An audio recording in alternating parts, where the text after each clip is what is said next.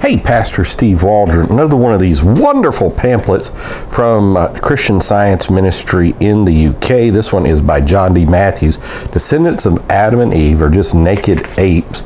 You could see that I have marked this guy up. I'm not going to ask Sister Waldron to zoom in, but I have marked it up. And it is a classic rebuttal of the chimpanzee to human a supposed evolutionary tree. I'm going to read just a little bit of it. I'm not going to sit here. I wish I had time to read the whole thing to you. You can get these really cheap. I guess they're still published. This was done in 2017.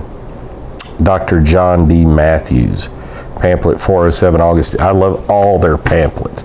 Been doing some shorts on them. This one's a little longer here.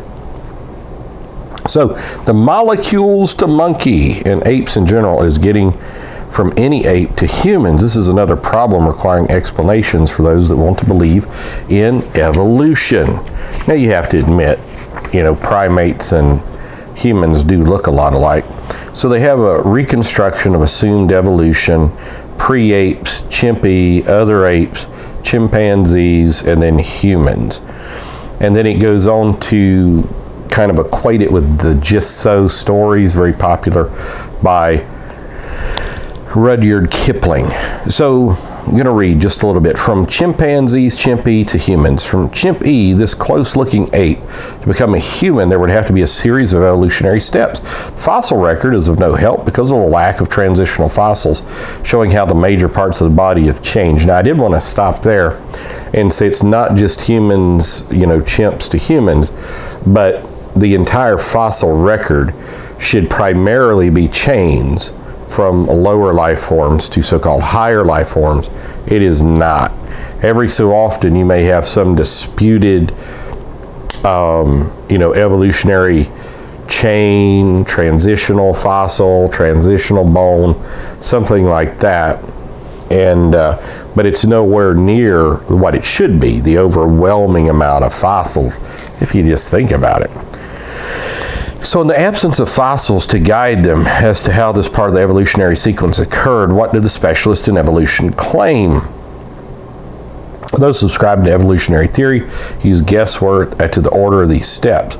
But in the absence of an identified ape that is both the ancestor to the chimps and humans, they have to work from the mythical creature chimp-E.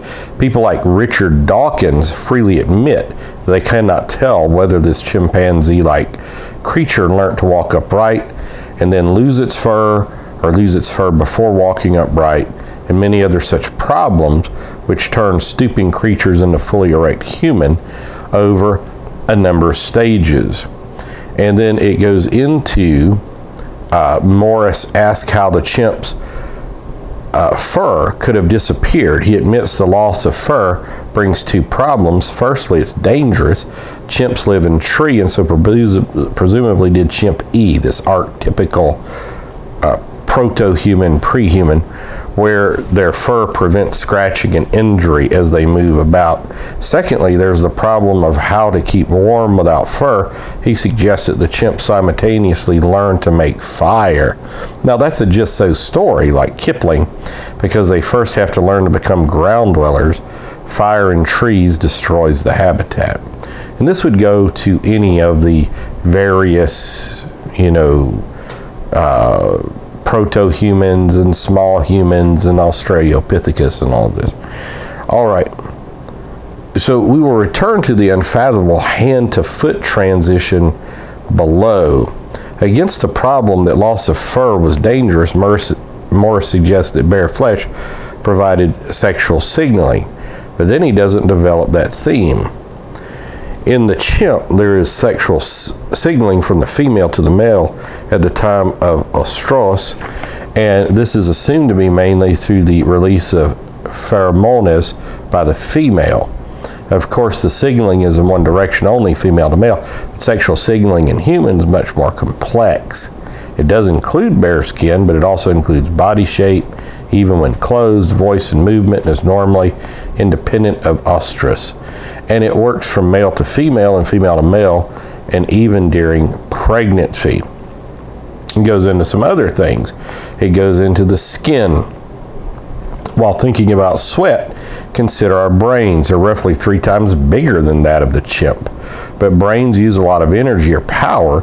Generally, our foreheads are one of the warmest parts of our body as they get their heat from the working brain. But it is here that sweat comes into play again. Intense mental activity, which based on the things they do is quite limited in the chimp, causes our brains to heat up and we perspire freely on our foreheads to help it cool down. The last thing that our eyes want is surplus sweat dripping into them. So our eyebrows hold back the sweat and provide another aid to evaporation. This is another design feature.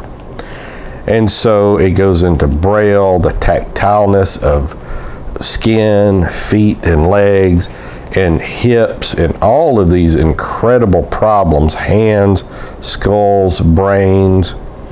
Conclusion, we consider the difference between the chimp, our supposed closest evolutionary cousin, and humans. The differences are enormous. Even the most involved evolutionary theories cannot explain how these differences came to be.